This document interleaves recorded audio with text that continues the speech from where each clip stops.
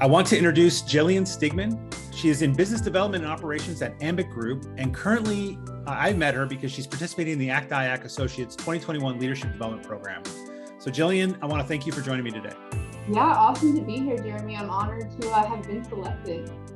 So for those who don't know you, please share a bit about your background, such as who you are, where you're from, and what you do. Sure. So I'm Jillian Stiegmann, and I grew up in the Northern Virginia area, Leesburg, Ashburn area, went to Stonebridge High School, and then went to George Mason University shortly after that. So I thought it was interesting. Actually, I was reading your list of questions and saw that, did you take a conventional route was in there. And I certainly took the conventional route in terms of going to college. But interestingly, I actually graduated from high school in 3 years. And then I graduated from college in 3 years. So I graduated from George Mason 2 weeks before my 21st birthday. And it has been an interesting time. Since then, I started my career in staffing. I worked for a federal staffing program right out of school. And, I hadn't realized it, but I had really been in GovCon since I was born. Because my dad and his wife, they spent quite a bit of time supporting the federal government, and they were very highly cleared. So I really never had any idea what they were talking about. But as I started staffing these programs, getting cleared people on projects, I was like, oh my God, I actually know about this. From there, I went to work at an SDVOSB in the Tysons area. And I was doing their staffing for live programs as well as their proposal recruiting. So getting all those key personnel in place. And that's when I crossed paths with Kim Hayes of the Ambit Group. And it's so funny because we had run into each other in Charleston, which I live here now. But before getting down here, still working in the Tysons area, I ran into her out one day or out in Charleston one day, and she was like, what are you doing now? And I was like, oh, well, I'm supporting this SDVOSB. We do this incredible mission, supporting the terrorist screening center. She was like, you should come work for me. And I was like, maybe. She was like, how about next time we're both in DC, we'll have lunch, we'll talk about it. I'm like, okay, that sounds great. So 2 weeks later, back in my day job, she hits me up. It's Monday morning. She's like, would you like to have lunch today? I'm like, that sounds wonderful. She's like, how about you come to the office first? I'd like to give you a tour of our brand new space. I'm like, okay, always into that. So I arrive at the office and she's there. She's like, let me take you upstairs. I have lunch set up upstairs. And I'm like, lunch is upstairs? Oh, we're going to lunch. And I walk in and there are 6 of our Ambit leaders sitting there. And Kim introduced me and she says, Jillian doesn't know it yet, but she's here to interview for a job. And we sat down and I got started and I was wearing a denim shirt. I was like, I would have worn anything else to this interview that I'm now in, but I'm here in a denim shirt. I'm there for 2 hours talking to everybody, sweating. I am sweating. By the time I returned to my office, the individual I was working with is like, where have you been? Like, are you okay? You've been gone for 2 hours. It's lunchtime. And I was like, I just got Kim's. And that's what I call it now. She's a verb in herself, and she got me. I came to work for Ambit, and it's been about 3.25 years now, and it's been an awesome journey. And during the time of COVID, I was able to successfully transition down to the Charleston area after living in that Northern Virginia, DC area my whole life. And it's been excellent so far. I'm really happy to be here. And that was a very long-winded answer of who I am and how I got here today. No, that's fantastic. So let's roll that back a little bit though. So wow, you finished high school in only 3 years and college in 3 years. Was that a goal of yours going in? Not when I started. When I started high school, I was like very rah, rah, rah. I want to be a cheerleader. I want to do this. I want to do that. And then at some point I realized team sports, not for me. I think I told you this story one time. I tried out for the freshman girls lacrosse team. And I really wanted to be on the lacrosse team, wanted to be a team player, hanging out after school every day. And I didn't make the team because I couldn't run a mile in less than 8 minutes. And that's when I realized, I was like, I don't know if this whole public school thing is for me. So sophomore year started out normal, and halfway through I realized, a lot of my friends are juniors, about to be seniors, and I don't want to get left behind. So I went to my guidance counselor. I was like, what are my options to graduate early? And I had already, fortunately, taken a geometry class over the previous summer so I could focus on geometry alone, because math has always been difficult for me, like even doing the tip at the end of dinner. So I took a geometry class, was already ahead on the math front, and they were like, take an English class and we'll give you an interesting hybrid schedule for senior year. And, if you want to try to go to community college, like, that'd be great. And I was like, I think I'm going to go to school and, do my best and apply to universities, community college or not, and see what happens. And I did end up getting into George Mason. And at first, I had actually been committed with a roommate and everything to go to West Virginia University. I was so excited. And then my parents, unbeknownst to me, got my acceptance letter to GMU and were like, you're only 17, you're going off to school, we're going to keep you a little bit closer to home. I was actually going to live at my parents' house and commute to George Mason every day. And then at some point throughout that summer, I was like, I really want to live on campus. Like, I promise I can handle it. Like, just let me give it a shot. So ended up living in President's Park my freshman year. I was a Lincoln resident for any other GMU folks out there. And then, I had been taking probably 18 credit semesters, not really thinking much of it. And when I went my last semester to talk to my guidance counselor at Mason, or my advisor, about what I should be taking to round out graduation, they were like, you should probably turn in your application to graduate because you're done. And I was like, I am? Like, really? They were like, well, I mean, you have 6 credits left. So I took a rock climbing class. And that is how I rounded out my GMU education.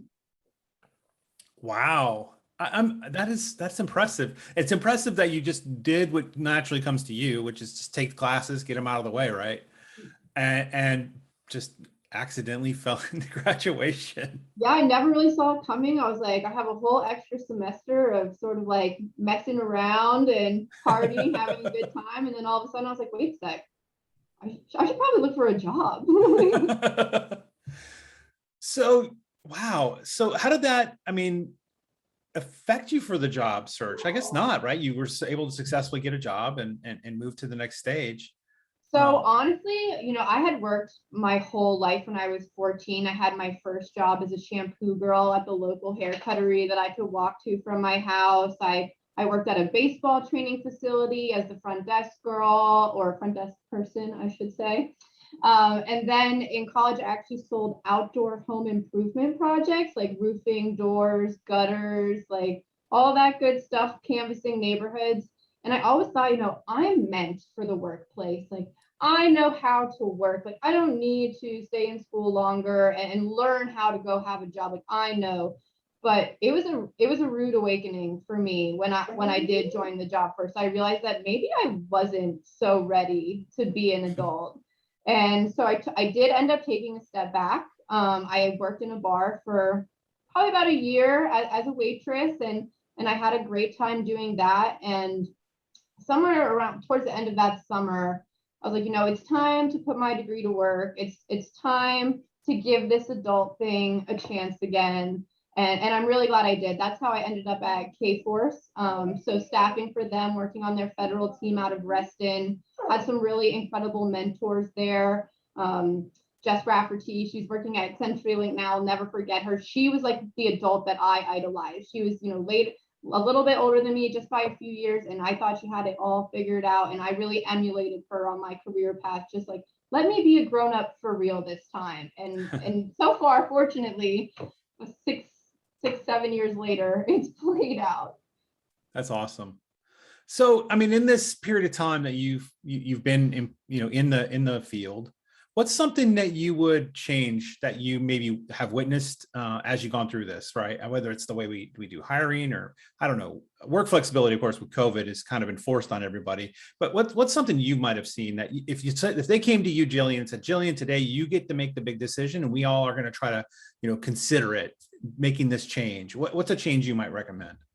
That's a good question. I feel like there are a few things, and I feel like a lot of it stems from sort of where I started in staffing. You know, if you had asked me 5 years ago, what is your career goal? I would have told you I wanted to be a career coach. I think being in the industry of staffing, I really learned a lot about how folks don't feel empowered to go and ask for exactly what they want when it comes to getting a job. It's more like, wow, I really hope I get this job. You know, hopefully I get an offer, and then that's all I need. I feel like I've learned so much about what companies are willing to provide to their staff, how they are willing to help them grow and nurture them and, you know, become more successful individuals. I just think that's so lost on so many young people who are just really hoping to get into whatever industry it is. I don't think it matters which one.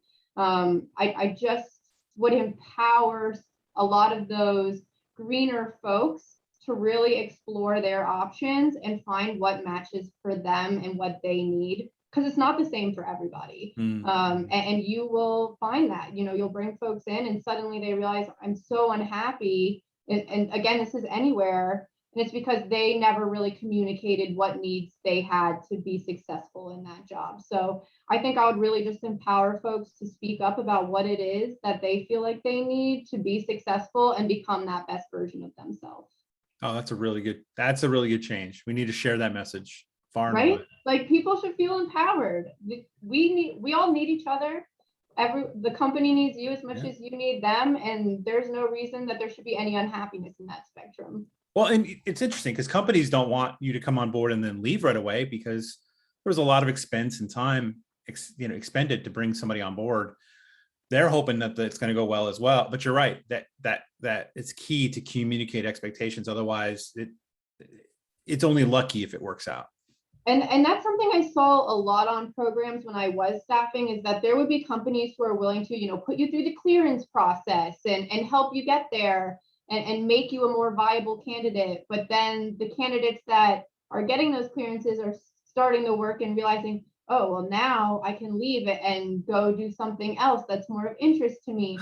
But there has to be a way that we can communicate, like, how can I make you happy? How can I make sure that you're fulfilled in this role so that you stay and you grow yourself and you grow the company, and we work collaboratively together to make positive impact.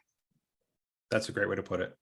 So where do you see yourself going, Jillian? You've seen your career is kind of on fire. You're doing great things.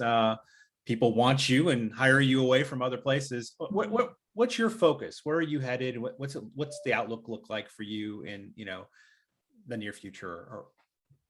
That's a great question. And what I love about having been at Ambit for 3 years now is I really feel like they have invested in me and grown me into one of the best business development professionals that I can be. And I love that I'm sort of taking on more operations space as well, because I think that that's going to matter everywhere, you know, empowering your team to do good work, empowering your team to have the right supplies and ways to do good work. I always joke that, you know, like I'm like an audit enforcer, because the process is important. Processes can be tiresome, but they are there for a reason, and they help the company flourish. And I really care about, you know, making sure we're driving the government mission forward in ways that make sense, not only for the government, but also for the company. And I feel like you could take that anywhere. The thing about sales is or business development, I guess I should say, because business development people hate to be called salespeople. But I think it really is like an energy that you can apply to anything. So say I decided I wanted to go back to selling windows and doors and gutters tomorrow. Like, I think that's something I could easily pick back up again. But something that I also love about Ambit is they've really empowered me to help grow our junior staff. I've helped facilitate the intern program for 3 summers now. I have created a intro book to GovCon. So when you're sitting in those meetings and everyone is speaking in acronyms and you have no idea what's going on, you have like a little reference sheet to help you, you know, be more aware of your surroundings and what's happening. And I think it's so important, because I know when I first came into the space, even having grown up with parents who were in the industry, I had no idea what the difference between a BPA or an IDIQ was, or even what those letters stood for. And I feel like it can be very intimidating to people who are first coming in, who are watching a whole conversation happening in acronyms around them. So I really like helping them sort of dismantle that information, understand it better, and then explore what that really means, like exploring the different tools that we have available, whether it be GovWin or Bloomberg or, whatever the case, helping them sort of understand how all the contract numbers flow and follow-ons and recompetes and what does it mean to be an incumbent. I feel like some of that can be so intimidating at the beginning. So I really like that. I feel that I'm helping folks sort of grow in their career while still growing in my own. But I don't know what's next for me. I think about it all the time. Who does Jillian Stiegmann want to be next? Sometimes I just think the universe has to present it to you, That's fair. That's fair. There's a lot of us, right? We get our next opportunity because it comes from our network. It comes from people we've met. So exactly. I'm not saying you want to leave Ambit. You're doing great stuff there, but but there could be, because it could be an opportunity there as well, right? Within the company. You just, I think you mentioned something that's very valuable, the investing in those who are coming behind you. Even though you've only, been in the career a short time compared to somebody like me, that's a vital attitude to have, because it's going to make you well liked by a lot of people, because you're helping in really, really good ways as you mentioned them. So good on you. Thank you. Yeah, no, it's my philosophy that, like, if we're not all working together and doing everything we can to collaborate and make the experience easier for all of us, then what's the point, Yeah, that's true. What is the point? Well, Jillian, I want to thank you for coming on the podcast today. This has been an awesome conversation, and I look forward to interacting with you in the associates program as we finish out the year. Yeah, absolutely. Looking forward to presenting our customer experience playbook update that my group and I have been working on, getting some new case studies included around some of the things we saw with COVID-19 and the impact that had. So it should be good. And thank you so much for having me today, Jeremy. It's been awesome.